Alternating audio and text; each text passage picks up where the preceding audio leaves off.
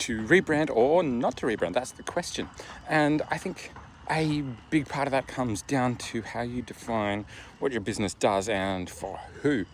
So you can actually determine whether your brand's a good fit for that target market and for the products that you sell. That's pretty much the best way I've found to actually break it down. So I'm going through this process myself at the moment with our new business, Trusted Tech Advisors, and whether it is the right brand and whether it should be merged with the existing business, Terra Media. So super simple way to do this is work out your single sentence elevator pitch.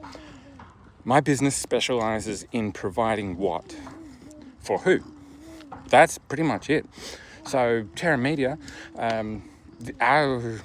our elevator pitch basically is that we specialize in providing fractional chief digital officer services to Christian non-profits that have annual revenues between 1 million and 3 million Australian dollars.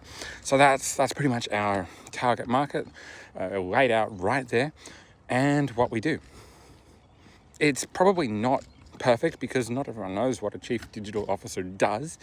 And look, it's sort of a term that I found that blends the mix of digital marketing and IT consulting that Terra Media has evolved to provide.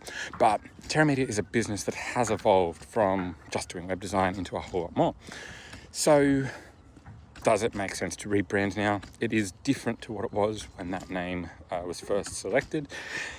And the CDO term, Chief Digital Officer, is it sort of simplifies everything down into that single term, and being fractional as well sort of helps to explain that it's without the cost of hiring a dedicated Chief Digital Officer. And if we really dug into the messaging, it's also to explain that it's in place of a Chief Information Officer as well as a Chief Marketing Officer. So it combines those things together. But if no one knows what it means, is it too complicated? Does it need to be simplified further? Does that mean the brands are not really aligned with their target market? That's what we're working through.